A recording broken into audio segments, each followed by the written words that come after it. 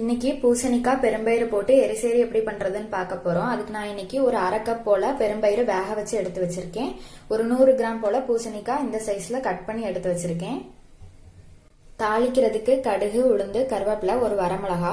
தாளிக்கிறதுக்கு கொஞ்சமா 1 ஸ்பூன் போல தேங்காய் துருவல் தனியா எடுத்து வச்சிருக்கேன். மசாலா அரைக்கிறதுக்காக 2.5 டேபிள் ஸ்பூன் தேங்காய் துருவல், மஞ்சள் பொடி, நல்ல மிளகு, கொஞ்சமா ஜீரகத்தூள், 2 வரமிளகா, 2 சின்ன வெங்காயம், 2 பல் பூண்டு எடுத்து வச்சிருக்கேன். நம்ம இப்ப எப்படி பண்றதுன்னு பார்க்கலாம்.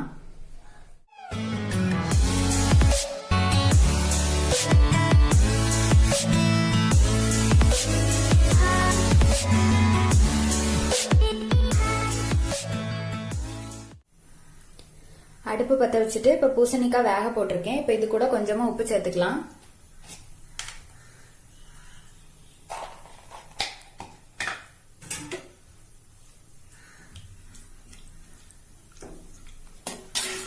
இப்ப இது நல்லா வேகட்டும்.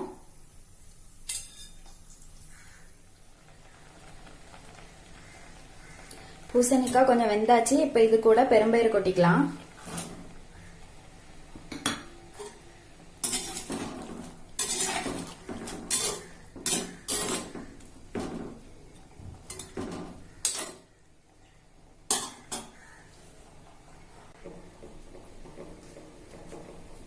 இப்ப மசாலா அரைச்சிக்கலாம். வரமிளகா, சின்ன வெங்காயம், பூண்டு,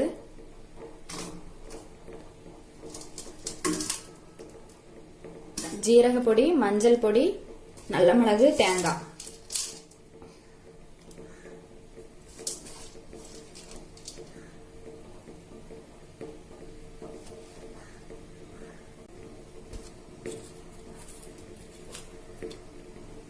ரெண்டு கருவேப்பிலை.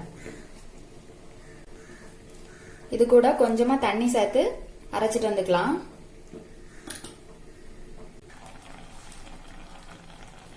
அரைச்சிட்டு வந்த அரைப்பை இது கூட கொட்டிக்கலாம். ஜார் அலசி கொஞ்சமா தண்ணி விடுறேன்.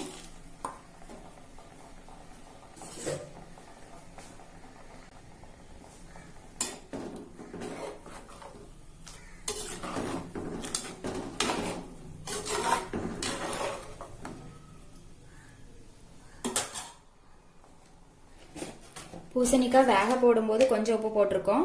இப்ப கூட கொஞ்சம் உப்பு போட்டுக்கலாம்.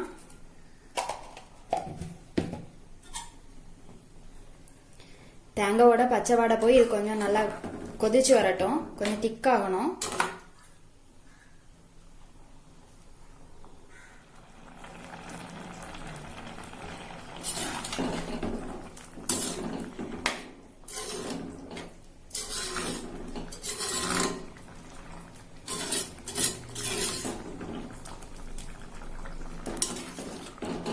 இப்ப இது ஓரளவு திக்காயிடுச்சு. இப்ப தாளிச்சுக்கலாம்.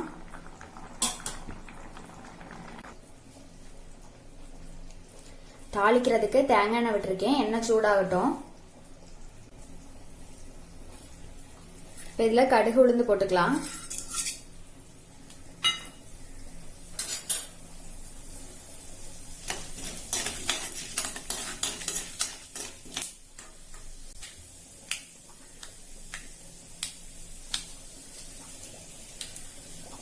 வரமிளகா, கருவேப்பிலை, தேங்காய்.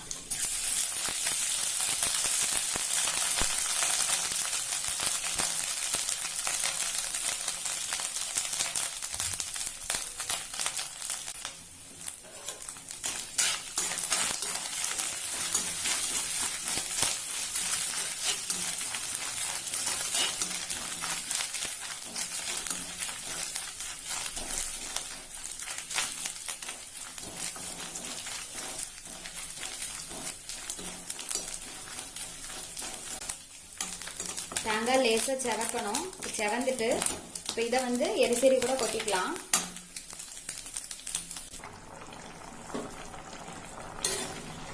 தாளிச்சத கொட்டிட்டு ஒரு 2 நிமிஷம் கொதிக்க விட்டுக்கணும்.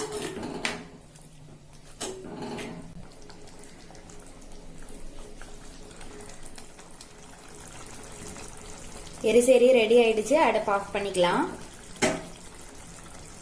இது மாதிரி நீங்களும் செஞ்சு பாருங்க. செஞ்சு பார்த்துட்டு எப்படி இருக்குதுன்னு சொல்லி கமெண்ட்ல சொல்லுங்க.